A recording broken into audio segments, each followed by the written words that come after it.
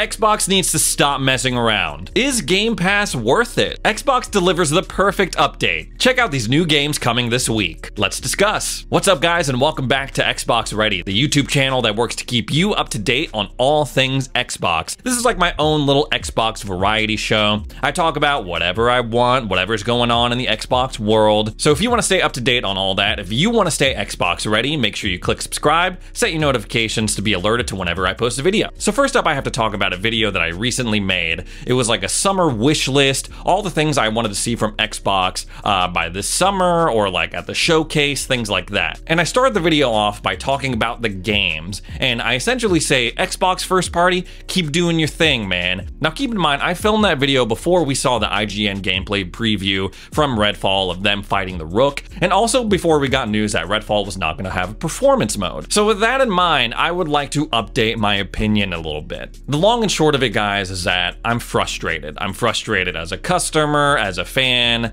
as a content creator that spends a lot of time shining a light on what Xbox is doing. It just continually seems that for every bit of good news that we get from Xbox, there is an asterisk, there is a but. Halo Infinite launches. Oh my god, Halo's back, but it's missing content. Every time I play with my friends on PC, their game crashes, there's desync issues. Oh hell yeah, we're finally getting gameplay from Starfield, but remember, it's delayed, guys. The trailer's at 30 FPS. Tango Gameworks drops Hi-Fi Rush. It's one of my favorite games so far this year. Check out Ghostwire Tokyo when that finally comes to Xbox as well. People are messaging me on Xbox Live saying that the Xbox version of Ghostwire Tokyo has performance issues. Redfall finally gets a release date. Oh my gosh, this is awesome, but you need a persistent online connection to play, and there's no performance mode. Now, when it comes to the Redfall stuff, guys, I'm not gonna upload a video of me like raging or like me crying into the camera or something crazy like that. It's a total first world problem, right? And I get that. For example, we just saw the trailer for the new Breath of the Wild, Tears of the Kingdom.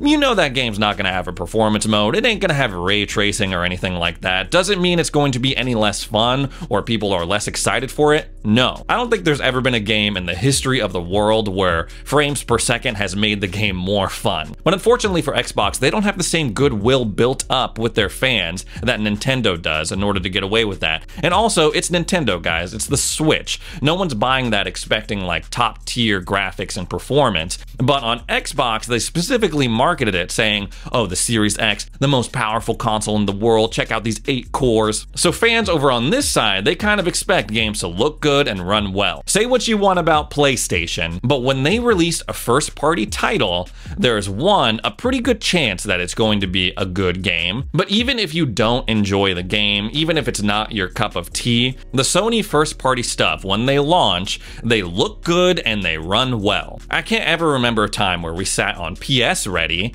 and talked with Jimmy about like, oh, God of War Ragnarok is not going to have a performance mode. Oh, Forspoken is having performance issues, graphical issues. But it seems like we get those types of stories every other week when it comes to Xbox stuff. Now, do PlayStation games run perfectly all the time? No. And we can go back and forth all day of like zooming in on a PlayStation game, NPC like way in the background, looking very unflattering. But as a whole, they run pretty well and they look pretty good. Even a game like Forspoken, Digital Trends recommended that people play on the PlayStation versus PC. I guess that's not totally surprising because PC ports have been struggling lately. On Xbox, it's kind of like we don't know what we're gonna get when it comes to the performance of these games. So I'm not gonna sit here and tell people how to do their jobs. I know it's very complex, but as a fan, as a customer, as a content creator, I feel like I've earned the right to voice my concern. I know it's not a hardware issue. From my understanding, the hardware seems to be good. And I used to say, oh, Xbox just needs to get rolling on first-party output. They just got to put out games. But I feel like we're rapidly approaching the point where that has shifted. Not only does Xbox need to put out these games, up their first-party output, they need to up their first-party consistency as well. Because Xbox fans have been very, very patient. We keep telling them, oh, just wait until next year, guys. My Xbox Live just turned 16 this year, and I've stuck with Xbox through the good and the bad, the 360, the Xbox One, the Xbox Series X and S now. And this is probably the part of the video where you're gonna say like, oh, Ray, you're not an Xbox fan, you're fake. fake, you're a poser, whatever. I'm not saying that the other platforms don't piss me off as well. There are things that Sony and PlayStation does that don't make me very happy. Same thing with Nintendo, same thing with PC. But it's this specific issue that I wanted to focus on with Xbox because I like the other stuff that Xbox does, man. I'm sold on the Xbox ecosystem. I'm sold on Game Pass. I'm sold on the Xbox features. It is so cool. It is so dope that the digital copy of Chivalry 2 that I downloaded on my Series X, I can then go ahead and download it on my PC. No extra charge, transfer over my data and all my save stuff and all of my stats,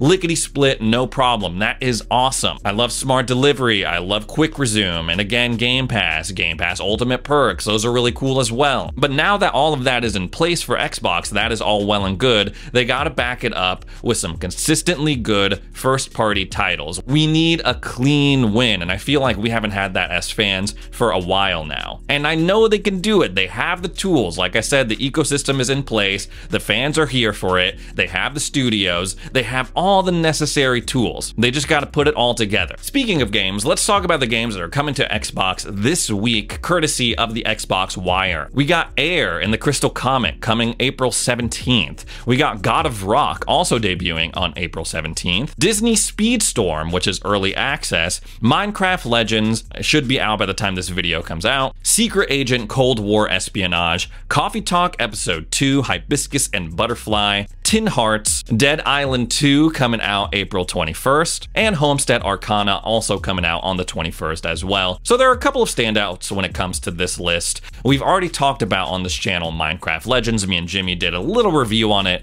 in our weekend update. My personal feelings about the game, and this is coming from someone who is not necessarily a Minecraft fan, is that this game was pretty surprising, man. It was surprisingly fun. I think the RTS genre fits pretty well in with that Minecraft universe. And there were times when I was like, okay, I finally get why people play Minecraft now, especially after playing frickin' Resident Evil 4 Remake and being stressed out all the time. It was nice, like, going through like this cube forest and desert with the soothing music going on. There were, of course, some things that bothered me about the game, but I thought it was fun. I thought it was a fresh experience, and I think it is a great addition to Xbox consoles and Game Pass as well. Some of these games they showed off at the ID at Xbox showcase, including Coffee Talk. Now, again, this is a game that my wife would definitely love. First of all, she loves coffee, so this game is already off to a great start with her. You play as a coffee shop owner in Seattle, I believe, and your customers are like supernatural creatures and like cats and things like that. I can't believe that Dead Island 2 is going to be out this week. It feels like just yesterday that the original Dead Island trailer came out and absolutely broke the internet. Y'all remember the one, the trailer that was shot in reverse and everyone was like, oh my god, this game looks crazy. This was back in the days of a CGI story trailer being enough. That was enough for people. I know a lot of people are very excited about this game. I'm excited for this game. It is a first-person zombie RPG. You kill zombies. And for this game, apparently you're in Los Angeles. Maybe they animated my apartment complex. You can swing by. No, actually don't do that because then people will find me in real life. Homestead Arcana is coming out the same day. I'm probably not going to be playing that. But again, feel like this is a game my wife would really enjoy. This was also showed off at the ID at Xbox showcase. You're a witch, you got a talking cat, you farm things, you build up your house, and then you're trying to cleanse the area of the miasma to continue building your farm and your little homestead. When it comes to these games coming to Xbox this week, I know they're not going to be for everyone, but I personally feel that between Minecraft Legends and Dead Island 2, it's a pretty solid week. Speaking of games, we are getting a flood of Ubisoft titles thanks to Ubisoft Plus finally making its way over to Xbox consoles. Ubisoft Plus coming to Xbox was announced forever ago, but I quickly lost interest when I learned that Ubisoft Plus was not going to be a part of Game Pass. I thought they were going to do like an EA Play kind of thing where if you subscribe to Game Pass Ultimate, you get EA Play and then maybe Ubisoft Plus as well, but that is not the case. They are separate subscription services. And yes, you do get a pretty impressive list of games if you subscribe to this service. Obviously, you're going to get access to all the Assassin's Creed games, all the Far Cry games. I think it's also kind of cool that they're copying Xbox a little bit. So if you download the service on your console and you play games on your console, you can also log in on a PC and your saves will transfer. But guys, here's the kicker. It is $18 a month to subscribe to Ubisoft Plus. And that for me is just like, no, I'm instantly out on that. I already pay for Game Pass Ultimate, $15 a month. I pay for PlayStation Plus Extra, also $15 a month. I pay for frickin' Netflix, that's like what, $17 a month? I pay for Hulu, Disney Plus, frickin' HBO Max, frickin' Crunchyroll. I'm like losing track of how many subscriptions I have. And guys, remember, we're talking about Ubisoft games, right? Or Ubisoft, I'm sorry. I keep like changing up my pronunciations.